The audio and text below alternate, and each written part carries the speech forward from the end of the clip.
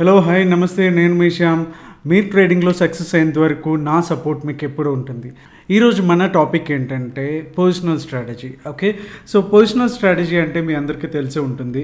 మనం ఏదైతే స్టాక్ని కానీ ఇండెక్స్ని కానీ కొన్ని రోజుల నుంచి కొన్ని నెలల తరబడి సంవత్సరాలు అంత ఓపిక ఎవరికి ఉండదు కదా, సో సంవత్సరాలు వదిలేసేయండి.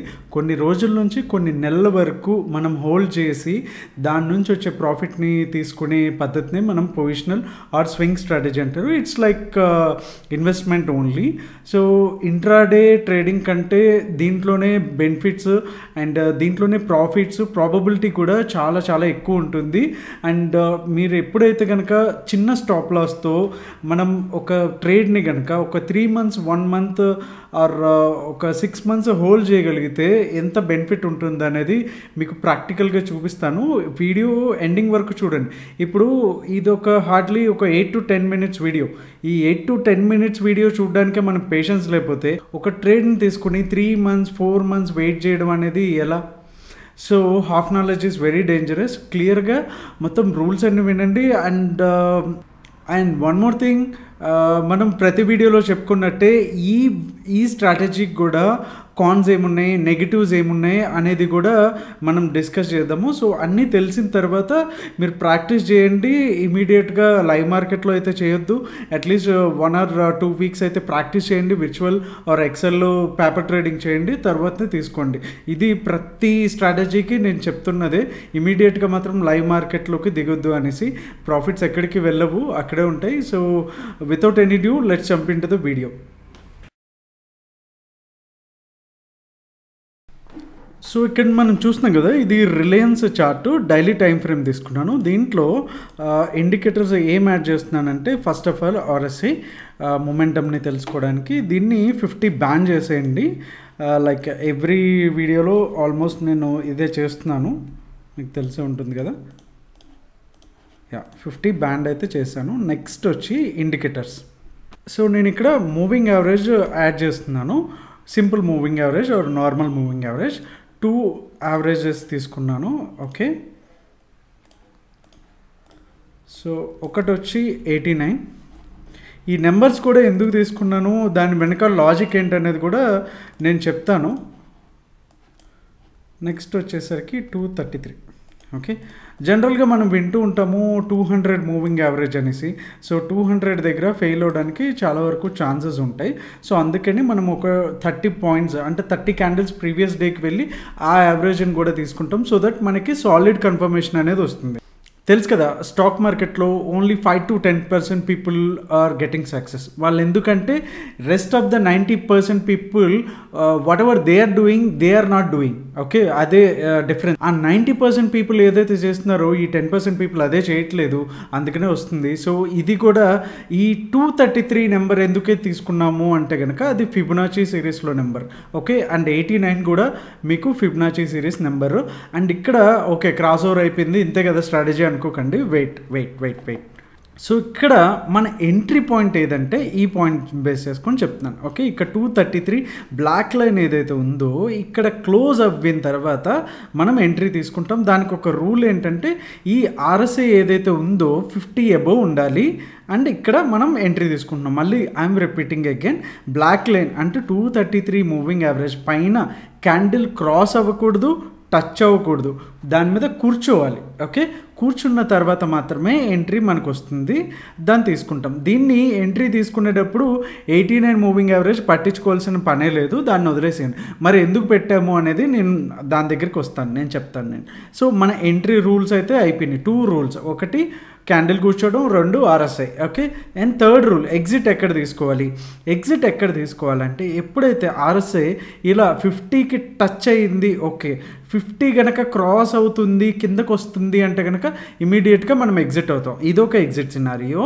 అండ్ ఇంకోటి ఏంటంటే ఈ 89 మూవింగ్ యావరేజ్ ఏదైతే ఉందో దీన్ని క్రాస్ చేసుకొని కిందికి వచ్చి కూర్చుంటుంది చూసారా, ఇక్కడ ఒక ఎగ్జిట్ పాయింట్. ఈ 2 రూల్స్ ఎగ్జిట్స్ అనేవి చూడాలి. ఓకే, మనం ఇప్పుడు చూద్దాం ఈ ట్రైల్లో మనకి ఎంతవరకు ఒకవేళ తీసుకుని ఉంటే ప్రాబిలిటీ వచ్చింది. ఎందుకంటే మనకు తెలుసు కదా బ్యాక్ టెస్టింగ్ అనేది చాలా చాలా ఇంపార్టెంట్ అని. So how to select A strategy అనేది ఆ వీడియో కనుక చూడకపోయి ఉంటే కనుక ఖచ్చితంగా ఈ వీడియో నేను ఆల్రెడీ పోస్ట్ చేశాను, అది ఖచ్చితంగా చూడండి, మీకు క్లియర్గా అర్థమవుతుంది ఒక స్ట్రాటజీకి ఉండవలసిన బెస్ట్ లక్షణాలు ఏంటి, ఎలా సెలెక్ట్ చేసుకోవాలనేది. సో మన టాపిక్లోకి వెళ్ళిపోతే, సో ఇది ఎంట్రీ ఎక్కడొచ్చింది 1374లో ఎంట్రీ వచ్చింది. సో మన ఎగ్జిట్ రూల్స్ ప్రకారం క్యాండిల్ కూర్చుంది కాబట్టి ఇక్కడ మనం ఎగ్జిట్ అవుతాము. ఓకే, సో 2008 దగ్గర ఉంది, అంటే ఆల్మోస్ట్ మనకి 700 పాయింట్స్ అనేవి మనకి దీంట్లో ఈ ట్రేడ్లో ప్రాఫిట్ వచ్చింది. ఓకే, దెన్ సెల్లింగ్ కూడా సేమ్, ఇక్కడ ఏదైతే క్యాండిల్ అనేది క్లోజ్ అవ్వాలి below line. Okay, and then RSI should be 50కి బిలో ఉండాలి. ఓకే, ఇది rules.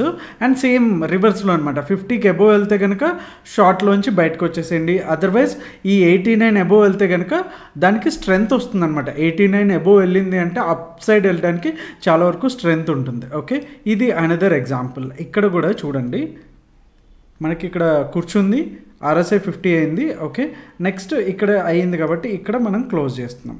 Okay, so it's around 1280 నుంచి 1470, అంటే 200 పాయింట్ల దాకా రిలయన్స్లో మనకి అప్పుడు ప్రాఫిట్ వచ్చింది. సో ఎన్ని మంత్స్ హోల్డ్ చేసాము, 24th 25th సెప్టెంబర్లో తీసుకుంటే, అండ్ జనవరి అంటే సెప్టెంబర్, అక్టోబర్, నవంబర్, డిసెంబర్, జనవరి 5 మంత్స్ వరకు దాంట్లోనే ట్రేడ్లోనే కూర్చున్నాం.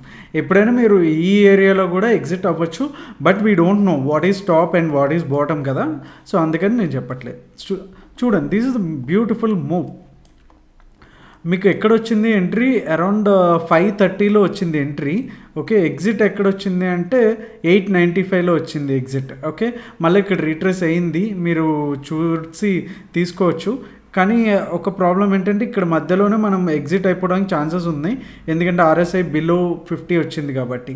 సో ఇది మన స్ట్రాటజీ. అండ్ దీంట్లో ఫెయిల్యూర్స్ అవ్వడానికి ఛాన్సెస్ ఎక్కడున్నాయి అంటే కనుక, మనం ముందుగానే ఇది ఏదైనా స్టాక్ తీసుకునేటప్పుడు నిఫ్టీ మూమెంట్స్ కూడా పరిగణలోకి తీసుకోండి. ఓకే, అదే బ్యాంకింగ్ స్టాక్స్లో లైక్ HDFC కానీ, కొట్టక్ ICICI బ్యాంక్ కానీ ఏదైనా తీసుకుంటే బ్యాంక్ నిఫ్టీ కూడా ఇదే సేమ్ ఇండికేటర్స్ దానికి పెట్టండి. ఓకే, సేమ్ అది కూడా సేమ్ కైండ్ ఆఫ్ ఎగ్జాక్ట్గా ఉండక్కర్లేదు, same kind of up move కనుక సజెస్ట్ చేస్తుంటే కనుక ఖచ్చితంగా మీరు తీసుకోవచ్చు. అండ్ దీంట్లో తీసుకునేటప్పుడు మనం క్యాష్లో తీసుకోవాలా, ఫ్యూచర్లో తీసుకోవాలా, ఆప్షన్స్లో తీసుకోవాలా అనేది నెక్స్ట్ క్వశ్చన్.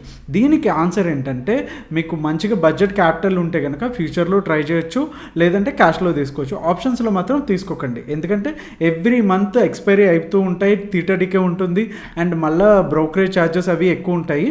సో అందుకని మీకు ఉంటే కనుక క్యాపిటల్ ఉంటే ఫ్యూచర్స్లో దట్టు ఇది next month, near month, far month అని 3 ఉంటాయి కదా, ఫార్ మంత్ తీసుకోండి. అంటే మన జనవరిలో ఉంటే కనుక ఫిబ్రవరి, మార్చ్ సిరీస్ తీసుకుంటారు. ఓకే, సో మార్చ్ సిరీస్ తీసుకుంటే మార్చ్ దాకా హోల్డ్ చేయొచ్చు ఒకటే ట్రేడ్. సో మనకి బ్రోకరేజ్ అవన్నీ కూడా చాలా వరకు తగ్గుతాయి. ఓకే, సో ఇలాంటి బెస్ట్ మూవ్స్ మనకి పాసిబుల్ అయ్యేది ఓన్లీ పొజిషనల్లోనే. ఓకే, సో దీన్ని 360 డిగ్రీస్లో మనం చూస్తే కనుక ఎక్కడ ఫెయిల్యూర్ అవుతుంది అంటే, ఇలాంటి సందర్భాల్లో కొన్నిసార్లు మనకి ఫెయిల్ అవడానికి ఛాన్సెస్ ఉన్నాయి. అలాంటప్పుడు మీరు ట్రెండ్ లైన్స్ కానీ, వాల్యూమ్స్ కానీ వాటి హెల్ప్ తీసుకోండి. మంచి వాల్యూమ్ ఉంది అనుకుంటే కనుక దాంట్లో మీరు వెళ్ళొచ్చు.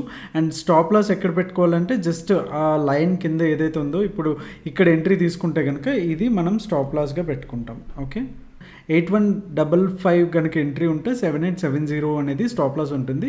ఈ ట్రేడ్స్లో కొంచెం స్టాప్ లాస్ ఎక్కువ ఉంటుంది, ఎందుకంటే ఇంట్రాడే కాదు కాబట్టి. ఓకే, సో ఇట్లాంటి మూవ్స్ వచ్చినప్పుడు పట్టుకోవడం చాలా హ్యాపీగా తీసుకొని హోల్డ్ చేయొచ్చు, మంచిగా వెల్త్ బిల్డ్ అయితే అవుతుంది ఇలాంటి స్ట్రాటజీస్లో. Hope you like the video. And ఇది స్టాక్ మార్కెట్లో స్ట్రగుల్ అవుతున్న వాళ్ళకి షేర్ చేయండి, అండ్ లైక్ చేయండి, కామెంట్ చేయండి. థ్యాంక్ యూ, బాబాయ్, మీ శ్యామ్.